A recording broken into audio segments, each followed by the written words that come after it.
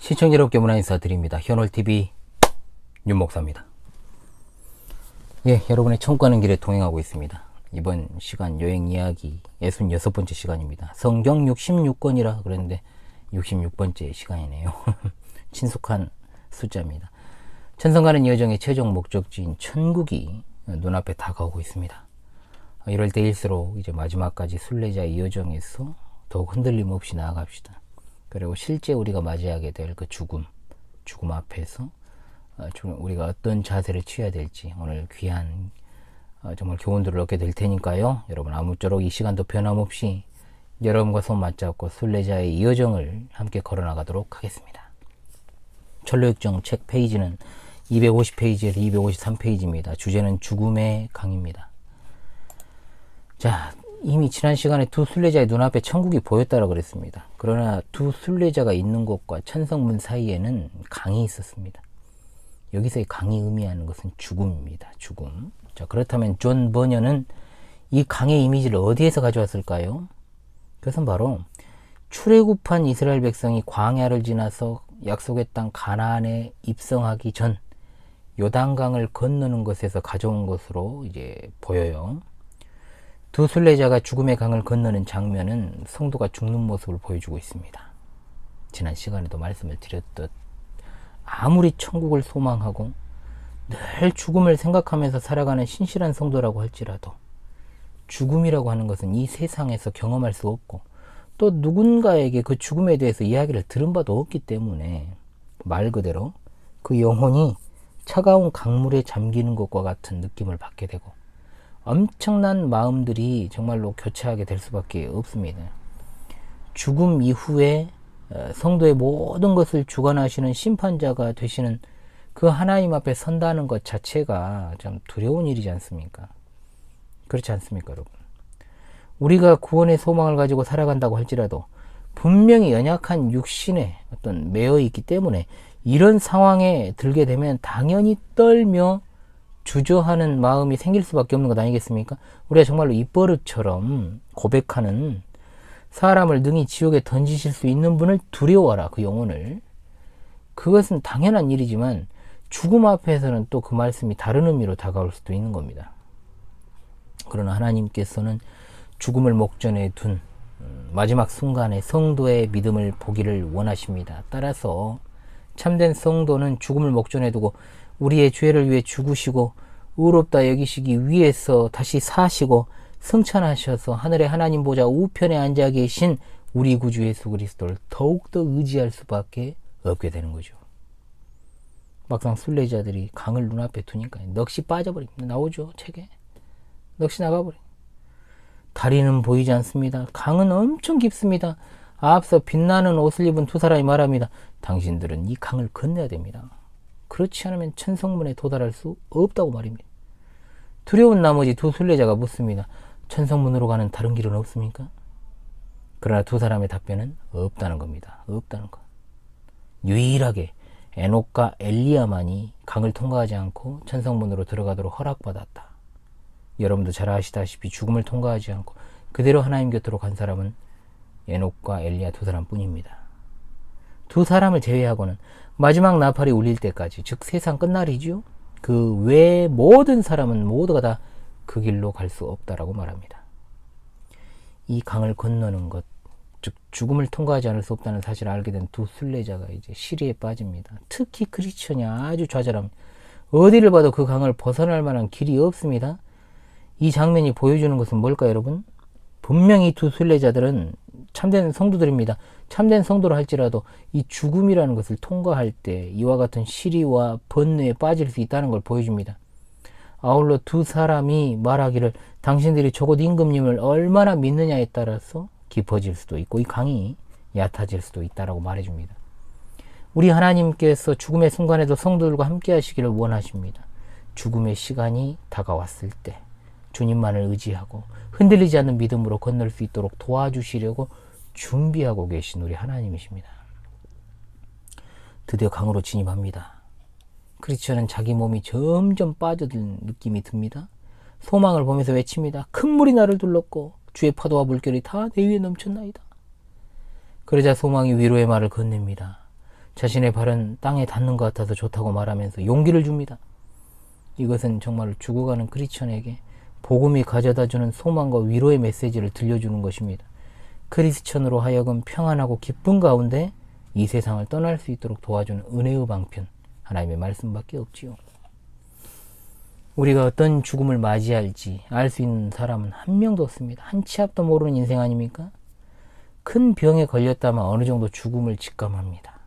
이제 서서히 이제 대비를 할 수 있지만 갑작스러운 어떤 사고에 의한 또는 돌연사를 했을 경우에는 죽음은 미처 그러한 것을 생각할 겨를 없이 그렇게 죽음의 강을 건너게 되는 것이죠.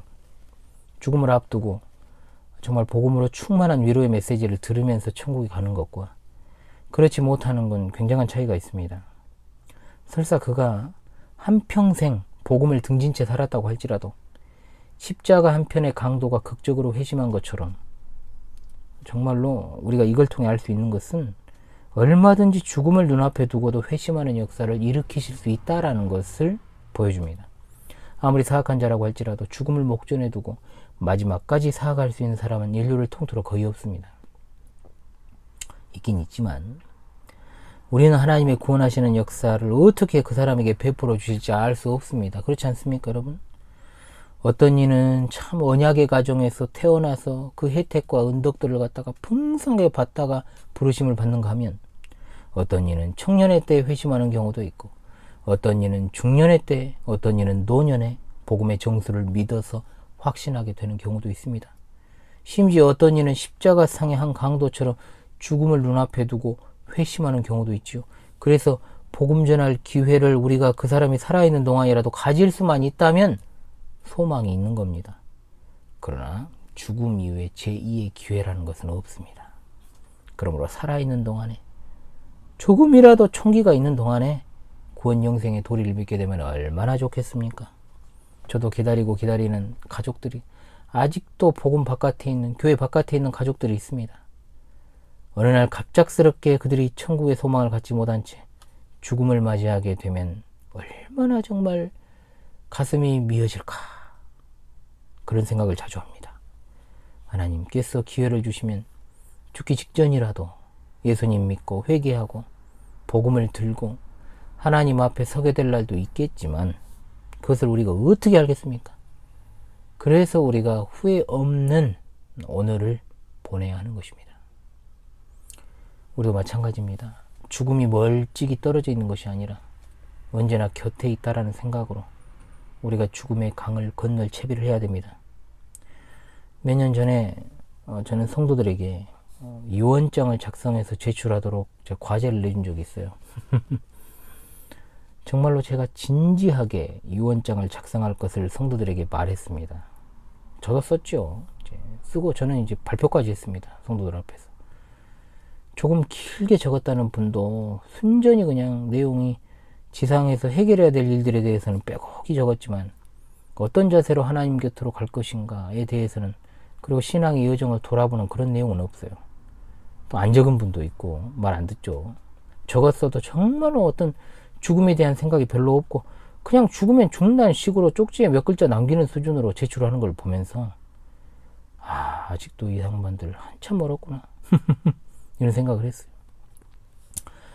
이 영상을 보시는 우리 시청자 성도들께서도 오늘 한번 자기 전에 내가 내일 죽는다는 심정으로 유언장을 한번 작성해 보시기 바랍니다.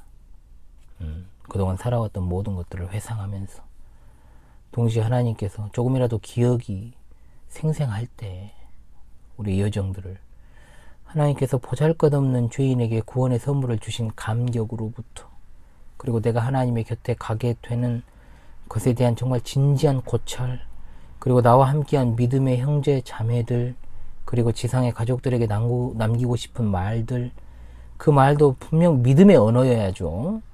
믿지 않는 자들에게 복음의 권면을, 믿는 자들에게는 신앙에 있어 더욱더 굳건하게 설 것을 권면하는 그런 말들을 작성해서 보관해 두시고 가끔씩 꺼내서 보고, 또 살아가다 보면 또 켜켜이 쌓여진 이 인생의 어떤 기억들을 갖다가 수정하거나 또 추가할 내용들이 있으면 또 작성을 하고, 그렇게 늘 죽음을 준비하는 자세로 살아가시면 좋지 않을까 합니다.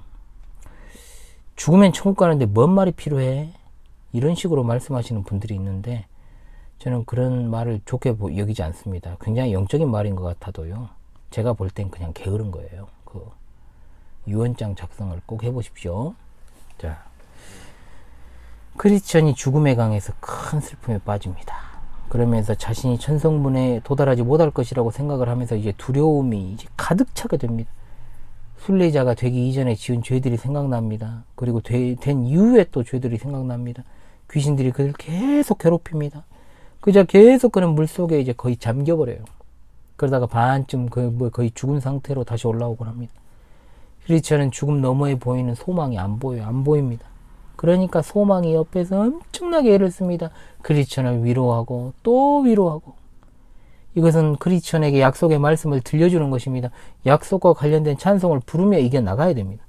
죽음을 목전에 둔 성도가 불안과 두려움으로 가득 찰 때 그것을 이길 수 있는 힘은 오로지 약속의 말씀입니다. 그러나 크리스천의 마음은 회의로 가득 차고 의심으로 가득 찹니다. 소망은 그에게 말합니다. 그것은 하나님께서 그를 버리시기로 한 것이 아니라 하나님의 은혜를 기억하고 감사하게 만들기 위한 하나님의 목적이다. 이렇게 설명을 해줍니다. 그러자 크리스천이 말씀으로 용기를 얻고 조금씩 회복합니다. 회복해 나갑니다. 곧 설당을 찾습니다. 발이 닿아요. 나머지 강물은 이제 아주 얕아져서 믿음에 의해서 얕아지기도 하고 깊어지기도 한다 그랬잖아요. 쉽게 이제 강을 건너게 되었습니다. 할렐루야, 아멘. 하나님의 약속하신 말씀을 붙잡는 것만이 이 죽음의 두려움을 이기는 힘입니다. 오직 믿음만 가지고 그리스도만을 의지하여 천성에 들어가는 것이기 때문에 그렇습니다. 예, 이제 철로역정 여행 2번밖에 안 남았어요. 정말 엄청난 대장정이었습니다.